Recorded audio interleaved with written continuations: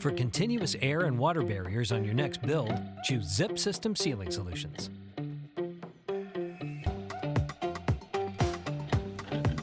Seal tough jobs in a flash.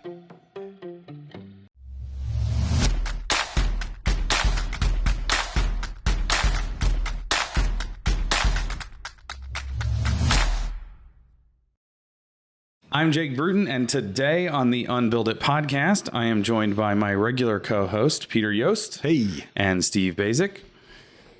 We should maybe go back and do a reintroduce ourselves for people that are new to the podcast that didn't go to episode 1. Or we can say go back to episode 1, I guess. I got to listen to Pete talk about himself again. And you don't have to. Have I changed since then? He can record it while you're not here if you want. Today we're going to talk about indoor air quality monitoring. And one of my least favorite topics ever. So excited. This is Trust but Verify, right? There you go. This is, we do all the things. We put in the MERV 13 filter. We have good air sealing. We have an ERV that has filtration. For me, it's more, why do I do it and why do I care? Okay. But how do we know that we have good air quality? So let's talk about why do we care and what are we going to monitor for? How about, Pete, I'll bring up one of the things that I think we're going to monitor for, sure, and then you can tell us why on each one. So you can be the sensei and I'll be the student here, which is pretty much the normal role. And his role is to heckle both of us? Yeah. He's just, we're asking for him to just. I'm not heckling. I'm going to play devil's advocate. That's what he likes to call heckling. Yeah. So you guys are in agreement, just so you know that that's what's going to happen. Let's start with the big one that I feel like everybody knows, and that would be relative humidity.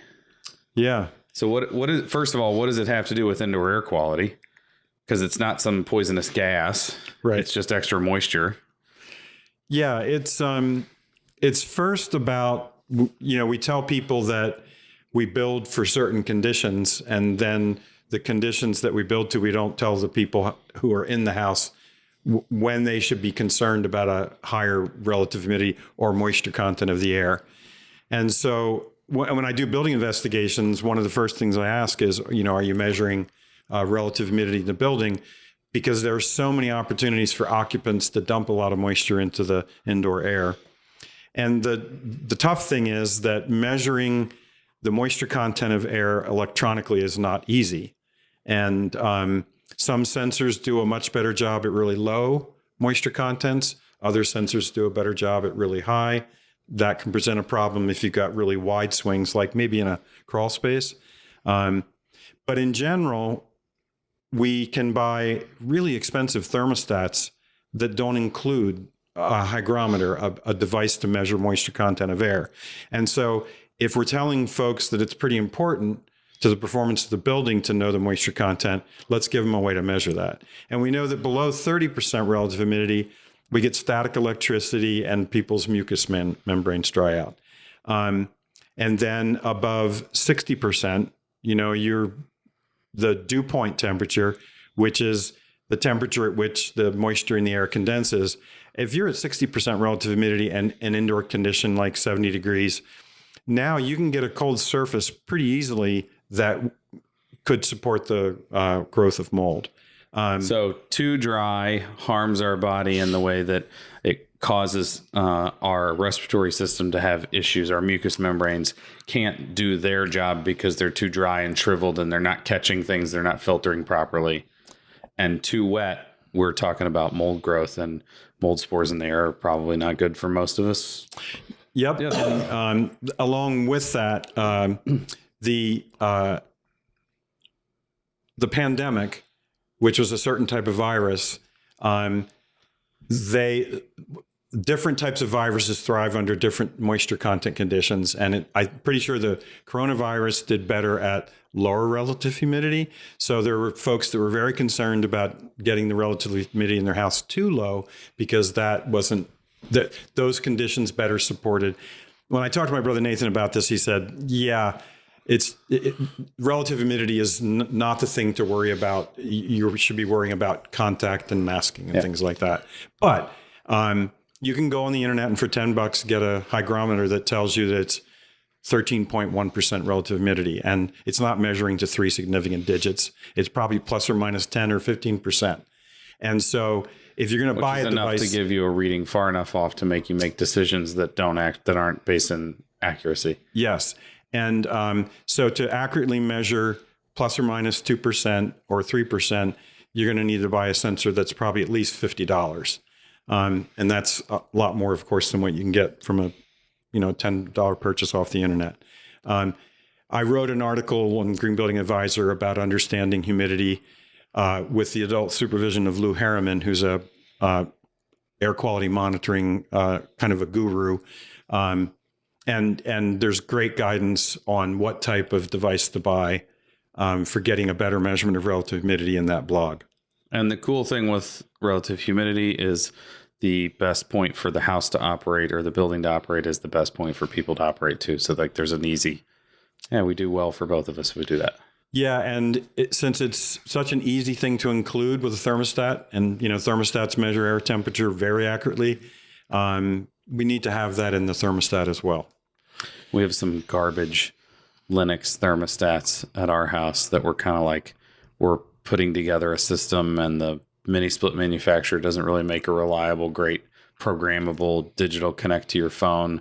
My wife wants to be able to sit and adjust the temperature when she gets hot or cold, and it does feels like instead of the actual temperature. Interesting. And it's infuriating because it's like, I know the temperatures that we're most comfortable in if you also give us the humidity, and we're monitoring humidity inside the house. So why don't you just let me, and I've looked and I can't seem to figure out how to program it to not do feels like, and it says feels like on it. It's very irritating. Feels like good. It's not to say that Linux doesn't make good equipment or doesn't make good thermostats. The ones we have, I hate. So you're going to be surprised to know that, like, everything you talked about so far is very concerning to me. It's right on my list of concerns right after being abducted by aliens. And if you know Steve, you know that's pretty high. That's pretty high. But let me ask you a question, and I'm being very serious here. I like when he has to quantify whether or not. Well, I am being serious here. Family of 4 that lives in Des Moines, Iowa. Mm-hmm. She wakes up one morning and she realizes, wow, relative humidity's down to 30%. I'm scared my kids' mucous membranes are going to dry up. What do I do? That's a question. What do I do? Well, how about we pause and wait, because you can ask that each time we talk about one of these things, and we'll talk about them all together in the end. Or no, you know what? No. Sorry. Yeah, that's okay. Let's tackle one by one. Because information, I agree, is good. Yeah. But when you get information, the most important thing about information is how do I react to it, right? Mm-hmm. So like coronavirus, all these things you brought up, the success lies in the reaction, not necessarily the information. Sure. So I'm that woman in Iowa who just woke up, 30%. What does she do? Well, if the measurement is accurate, let's assume it is. Okay. I would recommend she spent the $50 on the good one. Okay. She spent 65. Or 65. She bought the even better one. Yeah. So you could do things that would add moisture to the air, right? You could boil a pot of water. You could install a steam humidifier into your central forced air system. Where does she get that information? Hold on. You can make those filthy farm kids take showers, long, hot, steamy showers. But my point is like, because we've had this discussion about dashboards and all of this stuff, and I get it. I can wake up, I can see every aspect of what my house is doing. Mm-hmm. But if I don't know how to react to it, and so where does this mom in Des Moines, Iowa get that information? Well, like, you know it because you understand. Well, yeah, but obviously we're not servicing every person in the country yet. We're close. Well, good. So I don't think I've ever written a blog responding to your exact question, so maybe I need to, or find a resource. I'm not trying to beat you up. I'm just saying, like, when we get this information, what the hell good is it if I don't know how to react to it? And yeah, so your question's a good one, because what most people do is add a humidifier to a room and then close the door.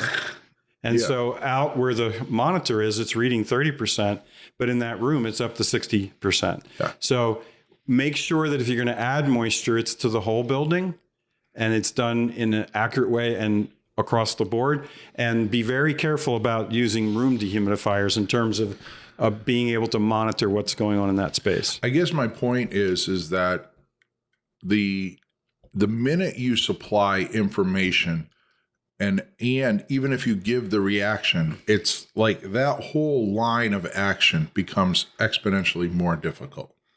I'm sorry then. I apologize. No, I'm not. I'm just saying it's Yeah, what are we going to do? Just live with the dry mucus kids? Well, no, but I guess I don't know. I don't know, but Well, this is kind of my. I gave you an example of what you no, can do. and I get that, but it's like It's always the challenge. What do we do with the information for But anything? then my question would go down the road of if the woman, like in my house I grew up, my parents had no idea that 35% was the number. But you know what? Every winter my mom put like a jar of water behind every radiator in the house to increase the humidity level in the house because it's winter. That's what you do. Yeah. Right. Yeah. So, Before we had monitors, my wife boiled stuff on the stove nonstop. Well, With pans that only were for boiling water. and we all grew up in houses where there were so many BTUs going through the walls, it probably didn't matter. Exactly. Yeah. The house that I grew up in is, you got from underneath the blankets. So you might have been almost outside. And again, I'm not trying to beat it up. I'm just helping the accountants of the world. So I would say the maybe not the one that we hear the most about, but maybe what should be considered next on the list is PM 2.5, PM10, crap that's floating around in the air, right? Yeah. Like particulate. PM stands for particulate matter. Yep. Do you want to give us what PM10 and PM 2.5 means? Yeah, it's just 10 microns is the way to categorize different particle size, and PM 2.5, which is the one that a lot of these monitor, is particulate matter that is 2.5 microns and less. And why is 2.5 and less? Well, because it's airborne. It's the most common one to use in terms of what does it look like outside in terms of straight particulate matter and the size that can get down into your lungs and potentially into your bloodstream. Do we know what the size of or micron size of our lungs' ability to filter and not filter? Yeah, I not off the top of my head. No. So my understanding is the reason that 2.5 is a good breaking point is because 2.5 is small enough to get all the way in and get into your bloodstream. Bigger than that, it's stuff without any restriction, pretty much. Yeah, so bigger than 2.5 is stuff that can be irritants that get into your body. Dust, construction dust would fall into the above 2.5 category, but the pollutants that are smaller than that 2.5, those are the ones that cause. And some of the most common concerns are combustion byproducts. When you burn diesel fuel, when wood smoke, it's the PM 2.5 that is of concern because of the fact that it's generated in large quantities by a lot of the things that we do. So that monitoring device almost always compares the particulate matter concentration in your area outdoors compared to what is inside your house. There are times when someone that lives in a high rise in Boston next to the highway is probably in a more dangerous position than my Iowa farmer. Exactly. And there are times when increasing your indoor air quality would not be to introduce outside air. Right. Well, and there's quite a bit of research that shows that just like brake dust. So if you live really close to a highway or a very busy street, you're going to have a really hard time having good indoor air quality or outdoor air quality, period, no matter if nothing else is happening in the area. So, and so how are we monitoring for PM 2.5? I don't know the exact device for that particular one. But when you look at indoor air quality monitoring that are trying to measure more than temperature and relative humidity, there are now reliable sensors that you can use. And then if it's internet connected, it can go and find the PM 2.5 outdoor for that area, and then you can compare it. I will tell you that I was up in my upstairs office in Brattleboro, and I had a monitor out that included PM 2.5. And you all know I don't really care for bacon, but my wife does. and she had She's a human being, she had the range hood unlike on Peter. and was cooking bacon, and the PM 2.5 in my office just like skyrocketed. And nearly immediately, probably after she turned the oven, Pretty close. And I had no idea that, I mean, you can't go down in the kitchen and say, oh, look, there's a lot of tiny particulate matter. Was it the cooking or the bacon? It's probably both. Well, definitely if you left the bacon out without cooking it, it wouldn't be a problem. The frying of objects Kind of aerosolizes the fat and stuff. And I think probably any cooking that gave off smoke, like when you cook meats, would raise the PM 2.5. And depending on what she was burning to make the See, now I consider that a luxury. If I walk in there, I'm like, give me more of that. I'll take the PM 2.5 as long as it smells like bacon. Yeah, it's worth it. All right. So far, I'm counting 0 for 2. Go ahead. Next one. Well, here's the question. What do we do? What do we do with that information? That's what you're going to ask each time, right, Steve? Do you want to ask it? Well, you can ask it. You asked it this time. Yeah. So over there, it doesn't seem like I'm beating up on Peter. Okay. We both put each other in a hot seat. If it's lower outside, bring in outside air. If it's not, figure out a way to reduce the source. Like if you're cooking bacon and the range hood's not capturing enough, then maybe you have to open a window, crack a window to give a better chance for the material to be caught. So by cracking the window, you're increasing the infiltration elsewhere in the house, which should do a better job of sending more up the... Yeah, if I'm not capturing enough with the range hood, I can help that by giving it easy access to... But I have to monitor both conditions. What's that? Outside and inside. Because I don't know whether to crack the window unless I have valid information for both conditions. Yeah. I will tell you that while we monitor here where I live in Columbia, Missouri, I never bother looking at it because I've never seen it be poor air quality. We live in a small community. We live in a place that generally has good air quality every single day of the year, unless we're getting wildfire smoke that's migrating from somewhere else. So we don't have huge concerns with that. There are large swaths of the country that can operate the same way that we operate. But you have to be aware of, well, did they put in an asphalt plant around the corner? Did they... Are they mining? Did some sort of train possibly derail around the corner from my house that the government decided to set on fire? Those sorts of things. Wow. Okay. So, allegedly. Okay, so then let's talk about number 3 on my list that comes up quite often is CO2. Yeah, carbon dioxide. So not carbon monoxide. Correct. Totally different levels of danger. Mm-hmm. Carbon monoxide is monitored on your smoke detectors if you have 2 current building code smoke detectors. Carbon dioxide is a byproduct, right? Yeah, well, carbon monoxide is also a byproduct of combustion, or can be. And so carbon dioxide is present in the air and currently at about 450 parts per million. That's what's happening into the outside air. Globally.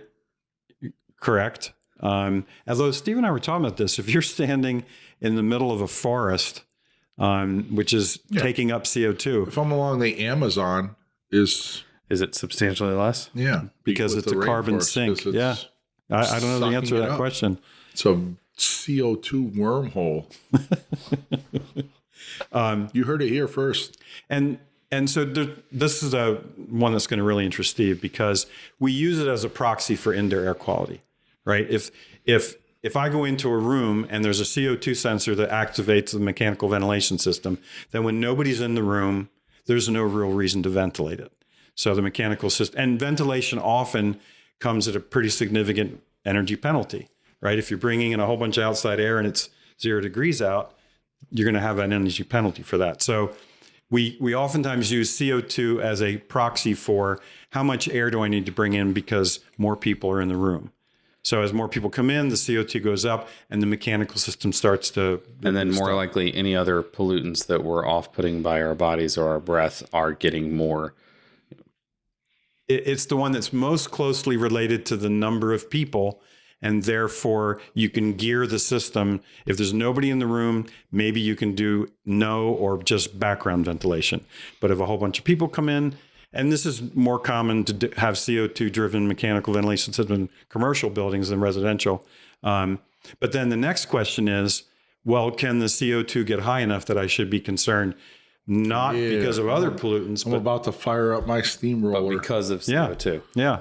So what is the threshold of, okay, I'm fine, or wow, I should be concerned? yeah, so the tone of your voice is suggesting that you're pretty. I just fired up my steamroller. yeah, Believe me, I got a handful of questions. So I'm glad you're on that end of the receiving end of this interrogation.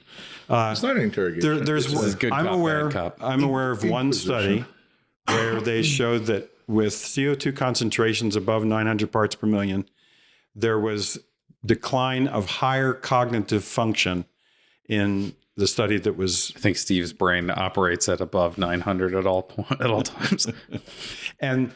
And we know that there are levels that are really, really high where you can get shortness of breath, because when you take a breath in, you're getting more feedback with CO2 than you are oxygen.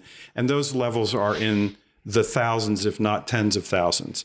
So between 900 and when people start to express respiratory distress, we don't really have much information on what the impact is above 900. So we often use 900 as a sort of a proxy for, yeah, you're probably just fine below that. And if it gets too much above that, maybe you should look to increase the ventilation. But I'm not aware of studies that do any more than that. And by the way, the sensors that we're using for this, you should be careful, because the ones that use an infrared scope, like we're looking at the AeroNet 4 here, that measurement uses how CO2 is detected in the infrared detection device. It's reliable, and it's pretty closely related to the actual CO2 content. There are others that don't use IR that are using proxies of other easier to measure, and they're a lot less accurate. So that's okay. Well, we got one more, and then we'll come back to accuracy again on that. But he's got his steamroller out. Well, I guess I'm so above 900. Supposedly, I lose high cognitive response. I was really hoping you were going to stumble over your words, because our that seems like a label that is useless. So to me, but anyways, because I'm sure nobody can define what the high cognitive response loss is. Well, maybe you should read the study, and then you can. Yeah, no, I will. Outdoors, though, so that I'm a conspiracy theorist here today, so I'm not doing that. But so let's talk about reaction. I have a party. I'm at 800 in my kitchen. 10 people arrive. The number goes up to 2,000. What do I do? Well, if you're not worried about, should I care? Well, if you're not worried about higher cognitive function and they're drinking, well, we're all partying. I wouldn't do anything different. Okay. I might actually have them breathe into a paper bag, which would really jack up the CO2 levels they're receiving, because it could just be fun. I mean, I might turn it into a party to see how high we can get the AeroNet 4 to go. You could turn on some like everybody start music. breathing heavy. Well, let's dance around, breathe heavy, and try and get that number up to 3,000 or 4,000. Get them dancing, man. I'm glad you both chose dancing to get people breathing heavy. I thought, don't go there. I did. But there is a point that is kind of acknowledged, that elevated levels also can make you feel more drowsy and less awake, and maybe that's beyond the higher cognitive function. But if you're at 2,500 parts per million, the likelihood that you're going to get bored and not want to pay attention to the teacher at the front of the room goes up, correct? I don't know. I think that we have such a limited study of this that we need to do more. And when I go to do Pete's resource, I'm going to see maybe more research So I have been studies. conducted. Believe it or not, I have a couple homeowners that have multiple homes. The second homes are displaced into the country, which I would consider a better place. Their the homes that are in the country are high performance homes, ventilation systems. All those clients say, I sleep better. I dream better. It feels just better living. So I don't know where that falls on scales of cognitive response, health, anything, but it is a handful of people that say they feel better. And one of them actually had a friend over that, like you, gets up to wake the roosters up in the morning. And this woman, like, she was in one of the guest rooms, and it was like 9 a.m. And the guy, like, had to knock on the door to wake her up. And she's like, I don't think I've slept that good in the last 20 years. Yeah. And so there is something tied to the air quality that I do believe is tied to it. It's just, it always comes down to, when I get information, how do I react to it? Well, the other things that might be different is it could be really quiet in that house, Well, if we're going to take that route, it's a vacation home or it's a weekend house. Well, so it's a kind of a second living house, because they trade like 6 months between places. Okay. So when I was viewing it as a vacation home or a weekend home, I'm thinking, okay, it's a weekend home. They're there to relax.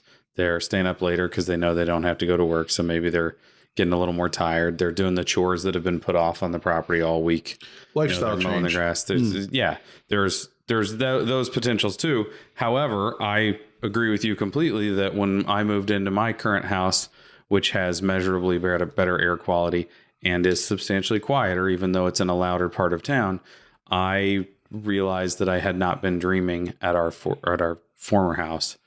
And I was kind of blown away at the idea that I hadn't even noticed that I was no longer having dreams at night because I was not getting quality sleep. So you'll kind of like this one, Steve. I was working with a consulting firm where there was a guy who was absolutely convinced that you need to eliminate all electromagnetic radiation. Yeah, I have a couple of clients that are the EMP nuts. Yeah, the EMF. Or EMF nuts. Electromagnetic fields. And to the point where he said that he would, when the last of them went to sleep, which was generally him, he would go to the main breaker and shut off the electricity to the whole house. So there was no electromagnetic fields generated by any type of electrical device. And he swears that everybody in his family, and particularly him, sleeps better because of that. Now, the studies on electromagnetic fields and their impact on human health, there's not that many, and they're not really terribly conclusive. But I can't argue with this guy about his theory because he's empirically, and it could be there's other things that go on. Maybe the devices don't buzz as much, like the Or all those little off. charging lights all over the house are gone. Yeah, The lights are gone. But he advised his clients, that, hey, I think electromagnetic fields are a significant impact on human health. And so here are some strategies to reduce your exposure to that. I've tried to tell him, I said, well, electromagnetic fields drop off with the fourth power of distance. So that means that if you hold a cell phone like this and you hold a cell phone like this, you've just cut the electromagnetic experience by that factor of 4. So if you have power lines going through, and they're generating an electromagnetic field, the question is, how far are you from it? Because it's dropping off to the fourth power. It's a wick drop off the distance. So there have been studies. I don't know what they are, but I just remember hearing about them, of people that, like, communities that live near power lines. People have sicker, developed different ailments. And so there's a good question, like, what would you do about it? Yeah. Would you move? Right. And so we're doing our best to understand. I mean, after this conversation, I might sell in Boston and move to, like, northern Montana and along the Canadian You've been border. talking There's a about bunch that of for reasons why years. you've been considering moving to northern That's Montana. true. It is a dream of mine. Okay. So I guess the key thing is human health is really, really complex. And even if you do a perfect job in a house, we go out and spend time in other environments. So to claim that you have a healthy home when you don't control the other environments that contribute to that person's health, tread lightly. Well, but also when we have houses like yours, That's something we agree on. you end up wanting to spend more time at home. You end up, like me, pissy when you have to stay in a hotel because You are kind of pissy when you stay in hotels. I never sleep well away from home anymore. And maybe that's an old man thing. I don't know. Maybe I'm just on the way. I do lend you the little pink pills, though, right when we're traveling. Yes, Peter's very nice. I tongue-tied him right He's there. He's very giving with the Benadryl. Let's make sure people think it's an over-counter drug and not Well, when else. I offered them to you, you said, "Oh, you're going to give me your roofies?" I had to go look that up. Please tell me that's true. Please tell me you Googled what a roofie was. You'll have to just think about it. Do you want me to show you how to clear your search history after this? You can clear your search history? This is a whole new world for Pete. Note to self. Okay, so let's talk about monitoring VOCs. Yeah. So this is the toughest one because there's all kinds of volatile organic compounds that can be threats to human health. The problem is they're incredibly difficult to measure. Very broad range of stuff too. We're talking about a huge range of chemicals. And Lou Harriman did this really cool experiment where he was in his kitchen right next to his indoor air quality monitor, which had VOC detection, and he peeled a tangerine. And the VOCs went through the roof. And he's like, "Oh my God, tangerines are poisonous." And he put it down. So first of all, not all volatile organic compounds are bad. It just means that there are some that are. There's quite a few of them. But that detecting device, A, can't distinguish among them. And B, they're incredibly unreliable. They go faulty very quickly. And part of it is they have to be kept incredibly clean in terms of what material they're seeing. So when I was working with Efficiency Vermont and learned about their indoor air quality program, one of the engineers there, mechanical engineer, went looking for the device that was going to measure relative humidity, temperature, carbon dioxide, PM 2.5, and VOCs. And she found for $360 one that does a really good job on temperature, relative humidity, CO2, PM 2.5. She couldn't find a single one where the VOC was reliable. So they just cut it out. They just said, if we can't measure it well and we can't separate out the good VOCs from the bad VOCs, we're just going to eliminate that. Yeah, because volatile doesn't mean harmful to person. It just means volatile. Exactly. Yep. So I find it interesting that all of these are generalized and there's some kind of component or particulate, which means it could be almost anything. Oh, I don't know if I'd go that far, but or compound. Okay. So I will say that one of the things about VOCs, like new furniture and stuff, I've had a couple clients that had their furniture delivered and left it in the garage for 3 or 4 weeks before they brought it into the house. I always use your statement, Pete, your nose knows. If you unpackage something new at your house and it makes the house smell, there's a reason. And if you have a place where you can put it where it can stop smelling before you bring it in and start sitting on it and playing with your kids on it, it's probably not a bad idea. It can't be that harmful to let it rest before you bring it in. And even when we developed ASHRAE 62.2, which is the residential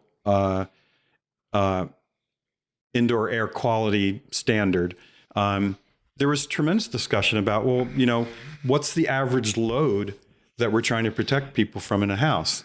And, if your entire house is made out of OSB compared to solid stone lumber, there may be a difference in the off-gassing of those material.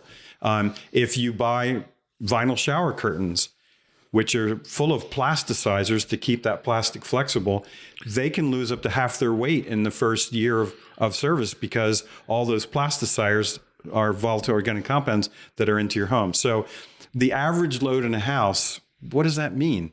If you don't smoke, if you don't do arc welding. And most shower liners probably don't even last a year. Yeah. Right. Shower curtains, shower liners, like the plastic, they're so flimsy, they tear. And I bet you go into the typical house, it's you probably should be changing that thing. It's pretty gross looking right now. And when you open it, boy, it does smell like plastic. Okay, so you said if you don't smoke in the house, if you're not arc welding in the house. So we say that there's an airtightness level at which, hey, you probably should be doing mechanical ventilation to protect from what? Well, it's the average loads.